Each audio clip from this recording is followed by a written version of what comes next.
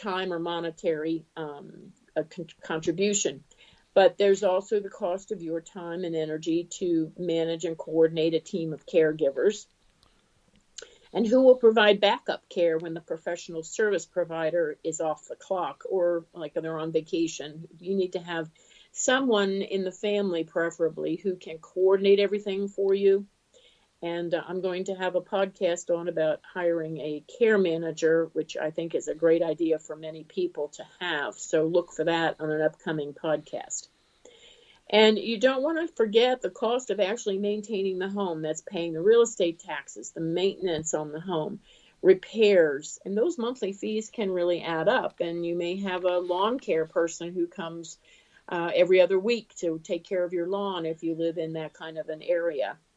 But you need to make a master list of what your budget is so you know what the costs really are. So once you've done that, you may also want to consider a senior living community, because at some point you may need to move into one, and you don't want to walk in cold, because when you walk in cold, you usually it's an emergency type of situation and you need help, and you don't want to make a quick judgment call on a place without having investigated several. So let's talk about the different types of communities and the costs that are involved. So there's two main financial costs involved with a senior living community. There's an entrance fee. Now, not all of them require an entrance fee, and some of them have refund available if it's on a sliding scale. But then you also have the monthly fee. And a monthly fee can be as little as $2,500 or $10,000 or more. And the entrance fee usually depends on the quality level of the community and other factors. But the services you receive will include usually housekeeping, managing the apartment or the home, like making repairs. You can call someone to come in and fix a backed up toilet, that kind of thing. They'll provide temporary health care, assisted living. They'll provide skilled nursing, memory care, and they have a 24-hour on-call staff and security. And of course, they have activities right there in the home and social events. That can include transportation to an outside event. You may want to go to a concert or sightseeing. Or they'll have activities or on-site recreation right there on site. And they may have entertainment or educational offerings as well. So one thing you do want to check on, though, is they'll give you this list of what they do provide, and what you want to make sure of is what they don't provide. It's not on the list, but can they do it? You have to find out if laundry is extra. Are pets allowed? Because the size and type can matter. And I know several places will have a little get-together of all the dogs who are coming in, and if they bark or act inappropriately, then you may not be able to take your dog. So it's a good thing in a way, because people don't want to listen to barking dogs all the time, but it might not be as good if you can't bring Fido with you.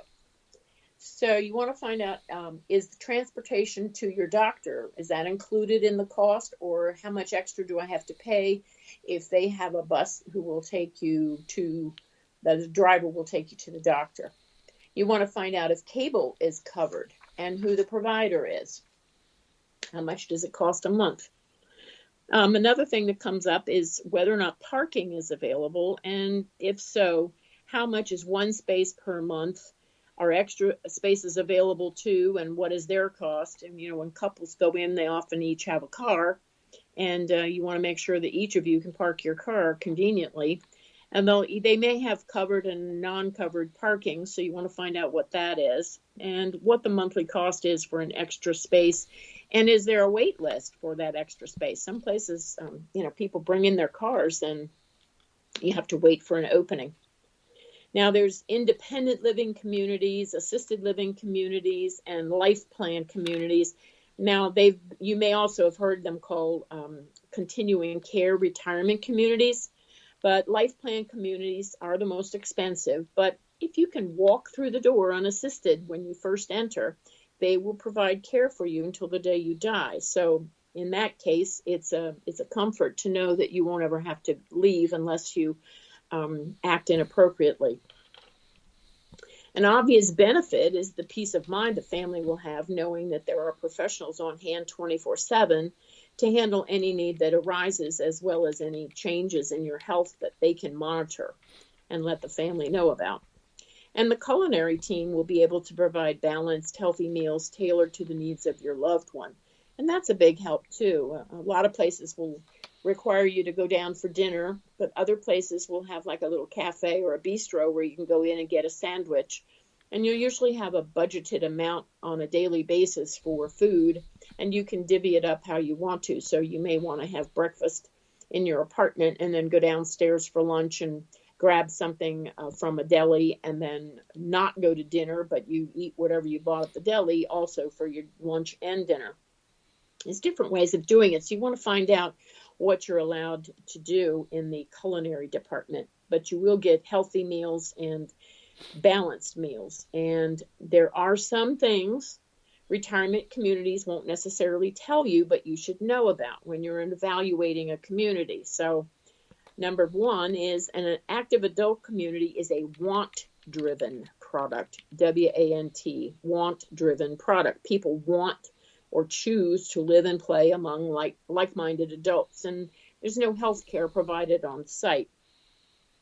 Second, an assisted living community or continuing care retirement community, and they're more commonly known now as life plan communities, and they are need-based communities that people move to when they can no longer live on their own or when they anticipate a future need for assistance. Remember, if you can walk in the front door without help at a life plan community or continuing care community, you might know them as, and you're active, you can stay there until you die. And they're likely to be 90 to 95% occupied is what the administrators like. Third, our nursing homes are considered retirement communities, but they focus on round-the-clock medical care.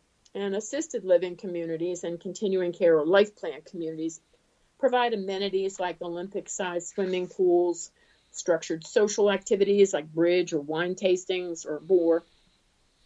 Nursing homes fall under federal regulation. That's important to know.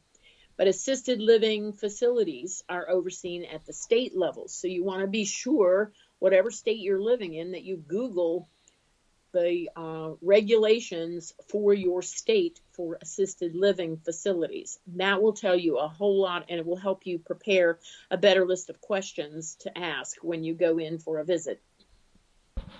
Continuing care or life plan communities are really a hybrid, and it depends on the level of care that's provided by the facility.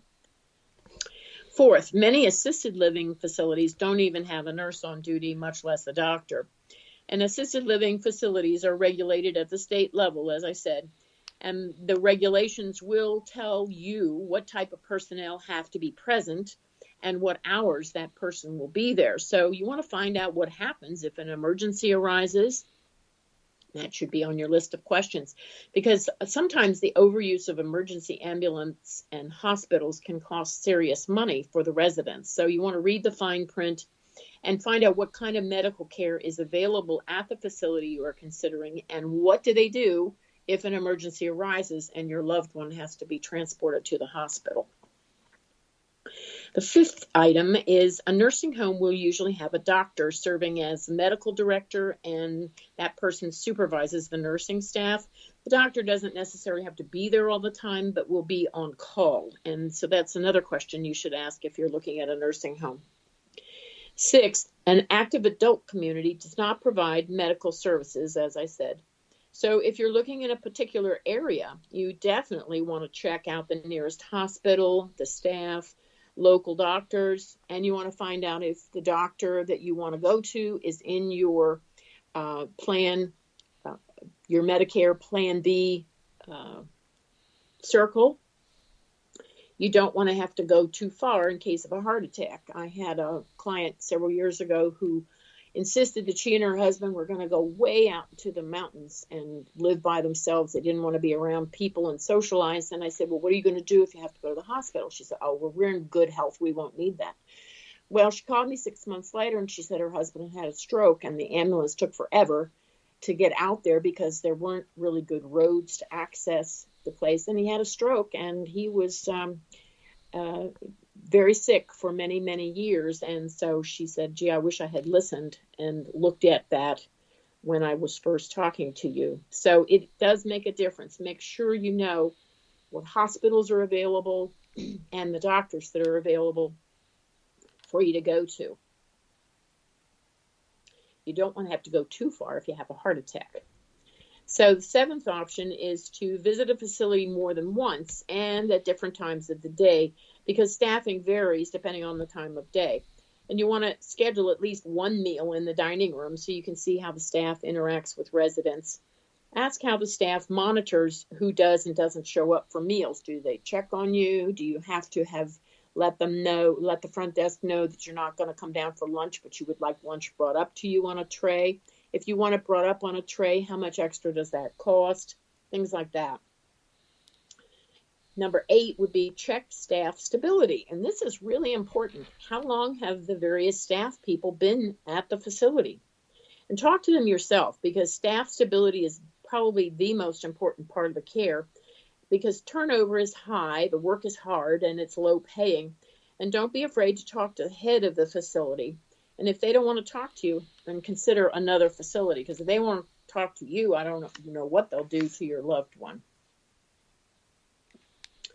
Number 9 is take a good look at the costs up front. They will go up, but at least you'll have a good idea of what the costs are at that moment. Now, you'll sign a contract when you enter the facility, and so you would like to have a copy of it beforehand so you can, or a day or two to review it with an elder care attorney, and that will be an important factor in your decision. And usually when you sign the contract, when you're joining, it's because of a health emergency. So you have an extra emotional stress added in that situation. But you can basically expect average costs to increase about 4% a year or even more for the base rent for assisted living and continuing care or life plan communities. The 10th thing to do, absolutely review the contract with an elder care attorney who is well versed in this type of an agreement. And don't forget, ask what fees are not covered, because the contract is geared towards the facility, not necessarily to you. And you want to make sure that your rights are protected, because they will have a lot of control over what they can and cannot do with your care. And 11 means understand that the facility has the final say in who is allowed to stay and what constitutes bad behavior on the part of the resident. So if the resident's behavior is considered a problem, you should know that up front. They should tell you if you get too obstreperous, or if you get sick with something that we're not equipped to pay to cover, then you need to know that. Each state is licensed to provide a certain level of care. And if the facility is unable to meet the resident's needs based on their capability, then the resident has to be sent to a nursing home, or someone with Alzheimer's may become combative or have increased needs that the facility just can't handle. But some places will allow the family to hire around-the-clock health aides so the person can remain in the facility. So you want to make sure and ask about that as well. Number 12, and this is important to read the fine print with an elder care attorney again.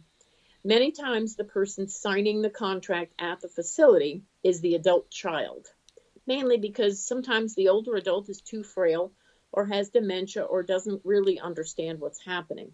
So the adult child will be responsible for accessing the loved one's finances to make the payments. So you want to make sure as the adult child that you're not signing as a guarantor, because that action makes you responsible for making the payments if your loved one runs out of money.